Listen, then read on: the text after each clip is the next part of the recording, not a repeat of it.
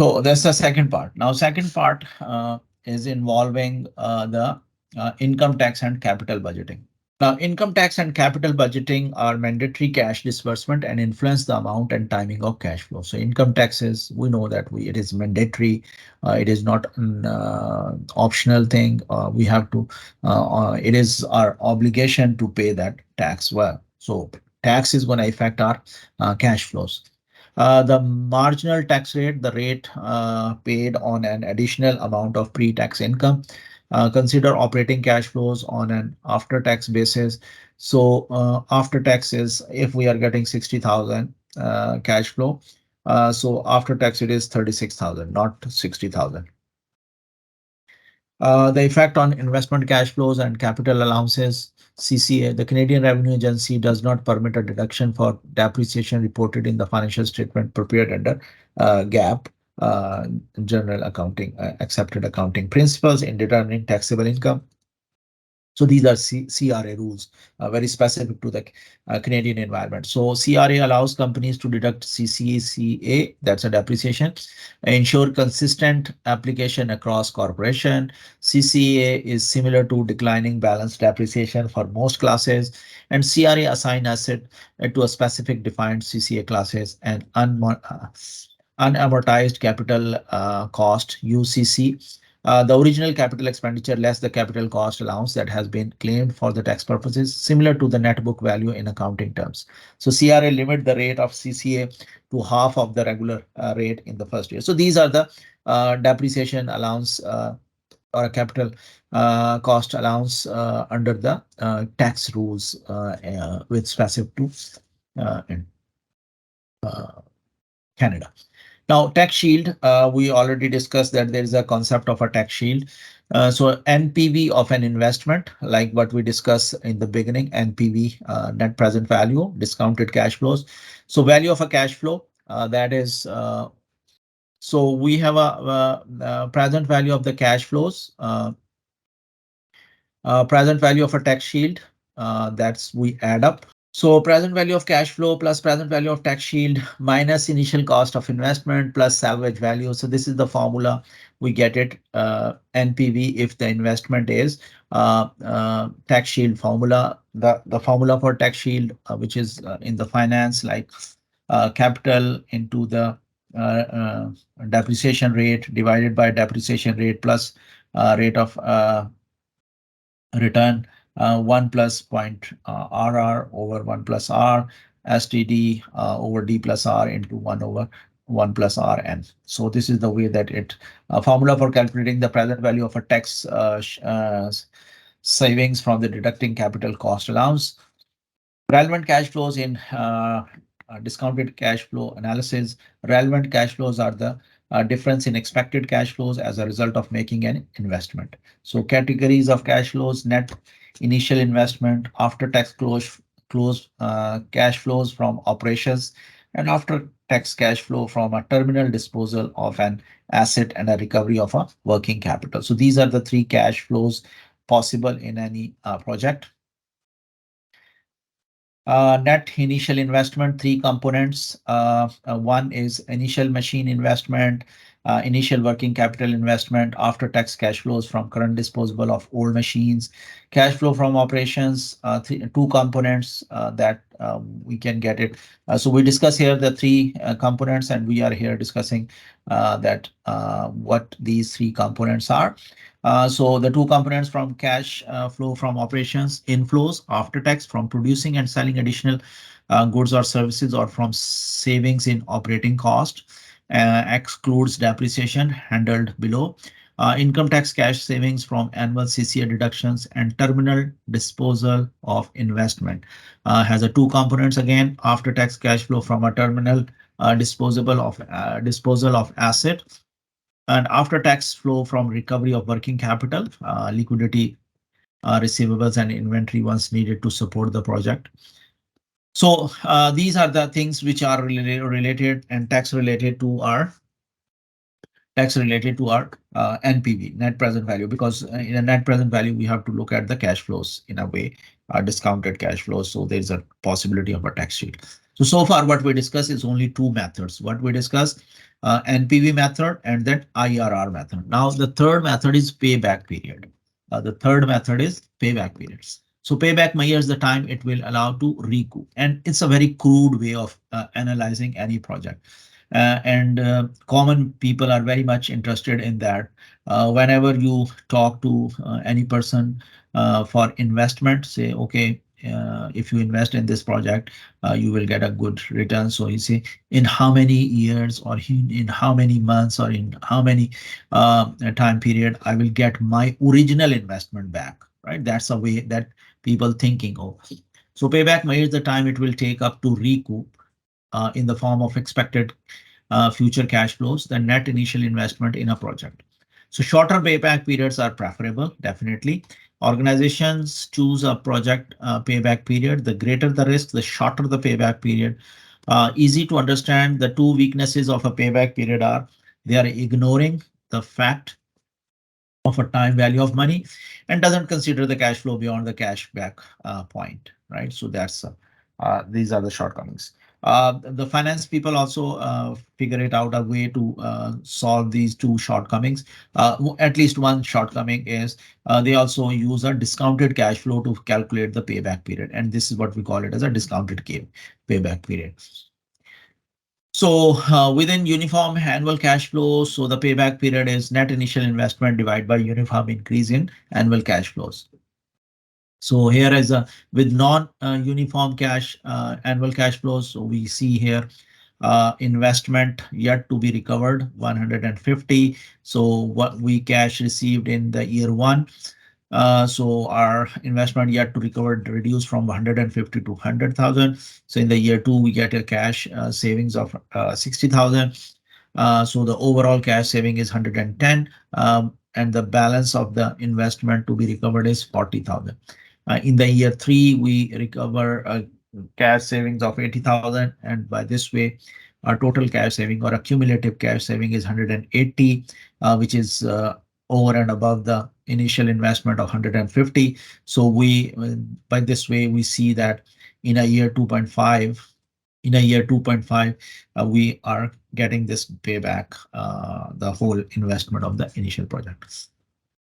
The fourth method, as I mentioned, that we're going to discuss four different methods: net NPV, net present value, IRR, internal rate of return, and then we discuss the payback period. And now we are discussing the fourth one, which is accrual accounting rate of return method, or AARR.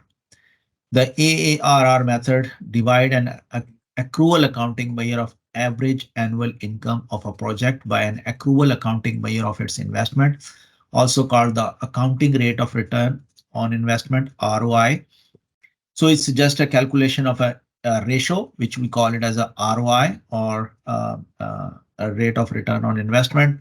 How do we calculate it? We calculate through the financial statement. We take the increase in expected average annual operating income divided by net initial investment. So that is how much percentage we are earning. Accrual accounting rate of return method, firm vary in how they calculate AARR. Easy to understand and use numbers reported in financial statements. So we are taking the numbers from financial statements in order to calculate this AARR. Does not track back cash flows and ignore time value of money. So these are the shortcomings in this AARR method. So, so far what we discussed four different methods of capital budgeting. One is NPV, the other one is IRR, the third one is payback, and the fourth one is AARR. Five major categories of cash flows. Initial investment, that's what we need to invest in the machinery or a plant or an equipment or a factory. The cash purchase price and an investment in working capital, and also in the working capital to run that factory or a machinery or a equipment. Proceeds on disposal of equipment. So if we are replacing some old equipment with a new one, so we can also take care of that cash flow by selling that old machinery. Recurring operating cash flows that differ between alternatives. Depreciation is irrelevant because non-cash. So operating cash flows, proceeds on disposal. At the end, what we get it by disposal of that machine after its completing life. Income tax impact on the cash flow. So these are the five major categories of cash flows. What are the complexities in capital budgeting, and what are the strategic factors in capital budgeting decisions? So predicting the full set of benefits and costs is a challenging and often difficult to quantify. Difficult to organize the full-time horizon of the project when benefits will occur over a long period of time, when major benefits occurs far in the future. So the main challenge, what we can say, or a complexity in capital budgeting is future forecasting. It's very hard to forecast future accurately. There are a lot of different scenarios or we can generate, but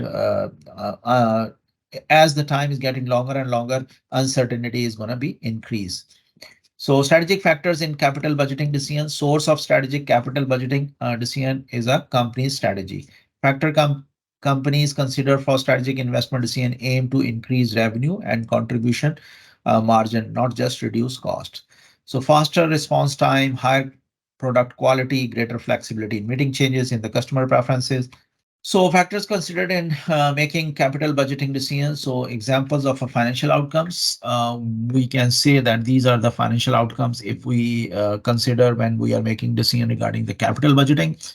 Lower direct labor cost, that if we are replacing the labor with the machines or some equipments. Lower hourly support labor cost, less scrap and rework, lower inventory cost, increase in software and related cost, higher cost of retaining personnel.